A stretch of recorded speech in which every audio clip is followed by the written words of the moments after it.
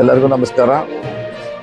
ಪ್ರತಿ ವರ್ಷದಂತೆ ಈ ಸಾರಿ ಕೂಡ ಹಿಡಕಲ್ ಡ್ಯಾಮಿಂದ ಕುಡಿಯಲಿಕ್ಕೆ ನೀರು ಬಿಡುವಂಥ ಒಂದು ನಿರ್ಧಾರವನ್ನು ಮಾಡಿದ್ದೇವೆ. ಸೊ ಇದೇ ಬರುವ 30 ತಾರೀಕಿಗೆ ಘಟಪ್ರಭಾ ನದಿಗೆ ನೀರು ಬಿಡ್ತಾ ಇದ್ದೀವಿ. ನನ್ನ ಚುನಾವಣಾ ಕಮಿಷನ್ ಪರ್ಮಿಷನ್ ತೊಗೊಂಡು ಬಿಡ್ತಾ ಇದ್ದೀವಿ. ಸೊ ಇನ್ನು ಎಡದಂಡೆ ಬಲದಂಡೆಗೆ 7ನೇ ತಾರೀಕು ಬಿಡುವಂಥ ನಿರ್ಧಾರವನ್ನು ಮಾಡ್ತಾ ಇದ್ದೀವಿ. ಸೊ ಈ ನೀರನ್ನು ಪ್ರತಿ ಸಾರಿ ಬಿಡುವಂತೆ ಬಿಡ್ತಾ ಇದ್ದೀವಿ.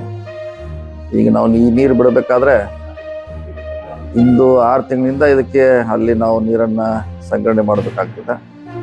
ಸೊ ಆ ನಿಟ್ಟಿನಲ್ಲಿ ಕಳೆದ ಸುಮಾರು ವರ್ಷದಿಂದ ರೈತರಿಗೆ ಅನುಕೂಲ ಆಗಲಿಕ್ಕೆ ನಾವು ನೀರನ್ನು ಬಿಡ್ತಾ ಇದ್ದೀವಿ.